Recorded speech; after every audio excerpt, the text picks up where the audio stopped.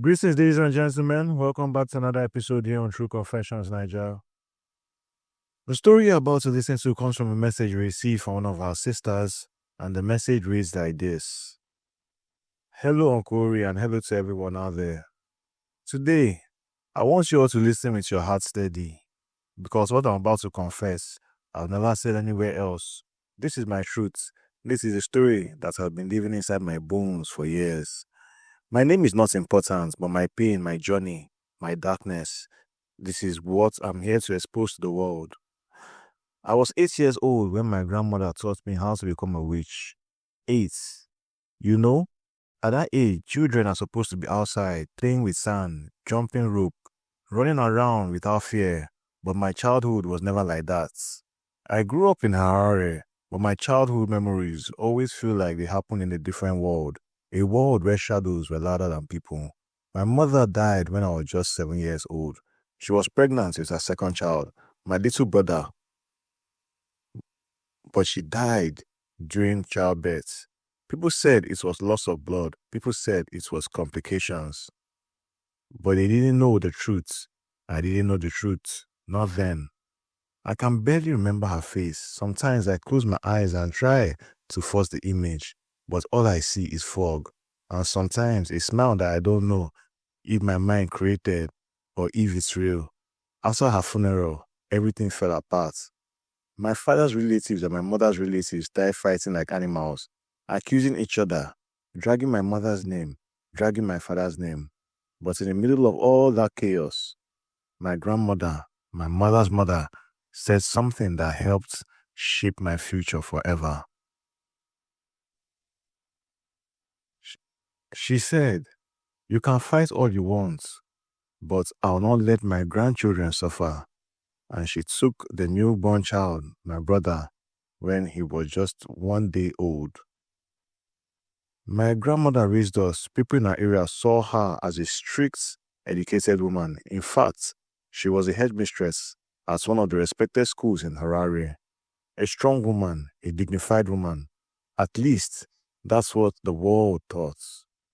But behind closed doors, she was a woman made of secrets, a woman with eyes that saw beyond this world, a woman who walks between the physical and the spiritual every single night. For months, she tried to keep my baby brother alive. We used to drive to a farm near Bridge Road to buy goat's milk. Every time she would leave him with the maid and carry me along. I never understood why she didn't want him to come with us.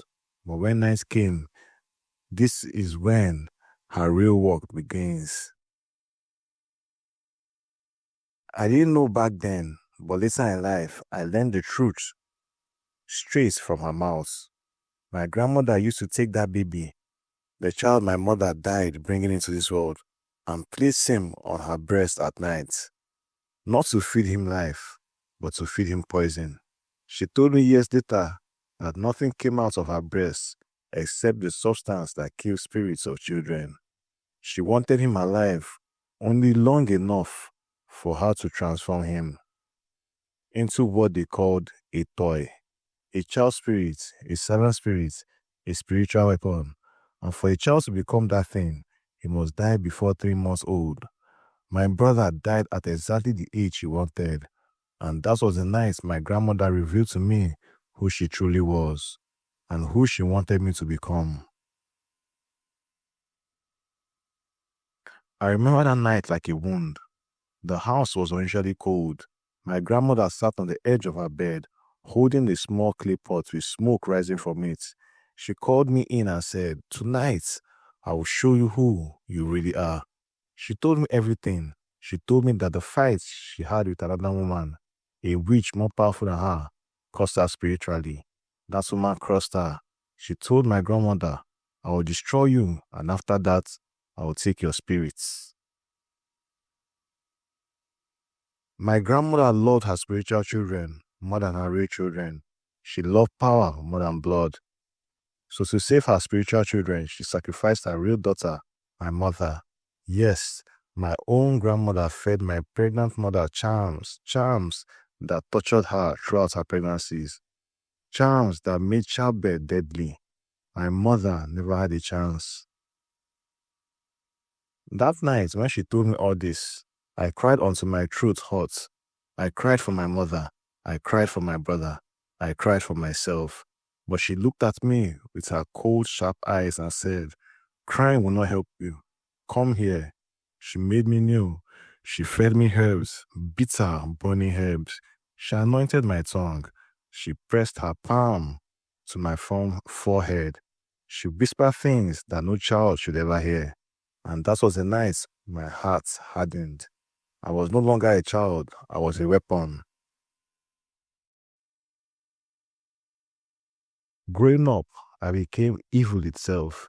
In school, I was always number one. I made sure of it. Anyone who tried to do better than me, anyone who showed signs of succeeding, they suffered. Some fell sick, some lost their minds, some repeated classes endlessly. I didn't feel sorry. My heart was already stone. When I reached high school, things got worse. I became addicted to power. I enjoyed being feared. I enjoyed knowing I could control the atmosphere of a room without saying a word. My grandmother always said, "You must never be the one controlled. You must always be the one feared." After high school, I went into nursing school. But that was when I started facing my biggest punishment. I couldn't conceive. No matter how much I prayed, no matter how much I tried, no matter how many doctors I saw, nothing. My womb was like a locked cave. It wasn't until years later that I learned the truth. My grandmother fed me human flesh from childhood. I needed cleansing herbs, herbs she never gave me before she died. Without those herbs, no child could grow in my womb. When my grandmother died, I tried begging the other witches in our area for help. They laughed at me. They said, "Your grandmother thought she was better than us. Now suffer." Some even gave me more herbs to make sure my womb would stay closed forever. I was desperate. I was married. And in our culture, a woman who can't give birth is always judged. So when one witch told me, "You can conceive, but you must sacrifice your womb. The child you carry will not be a normal human child," I agreed. Desperation is a dangerous thing. I fell pregnant, but the pregnancy was strange. Some days the baby moved like it wanted to tear through my skin. Other days it was completely silent, like a corpse. I didn't go to the hospital. I gave birth at home out of fear of what would come out of me. But the child was normal, a beautiful boy, my son. I loved him in a way I didn't think my heart could ever love anything. For the first time in my life, I felt human again. Years later, I moved to Europe with my husband. I behaved. I didn't bewitch him. I loved him too much. But problems began. His relatives back home started interfering in our marriage. They wanted him to return home. They wanted money. They wanted control.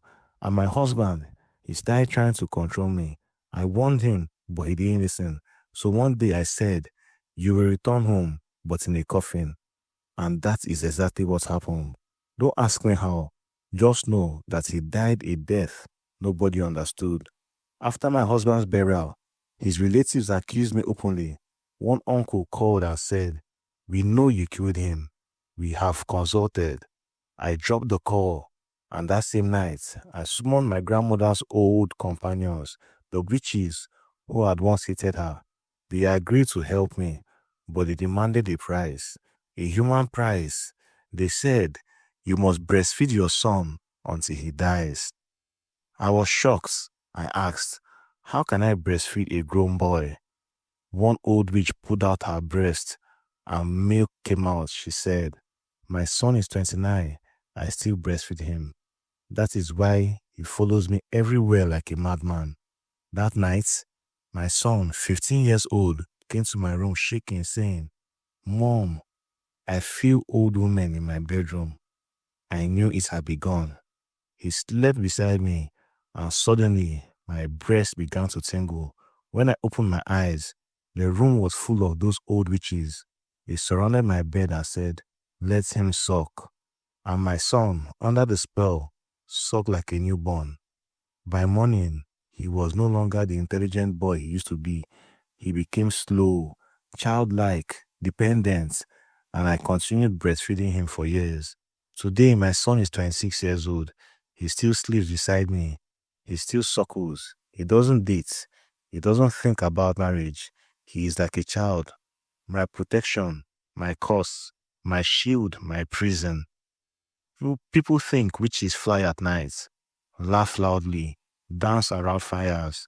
But the real witches, we walk quietly, we smile politely, we fit into society like everyone else. But inside, we carry evil. I carry evil. People I've hurt, every life I've touched, my soul, every soul I've destroyed. I feel them now. They follow me in my dreams. They whisper when I'm alone. They show me the things I've done. I don't cry anymore. My grandmother made sure I lost that ability. But sometimes, when my son is sleeping beside me, with the innocence of a baby trapped in a man's body, my heart breaks silently, painfully, slowly. And that is my confession. Thank you for allowing me to share my story. Tell me what you think in the comment section. Would like to read your perspectives and opinions.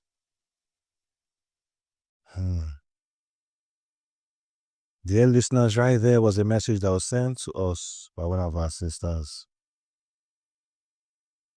Let us try to talk to her in the comment section. Things they really happen for this our world. Now wow.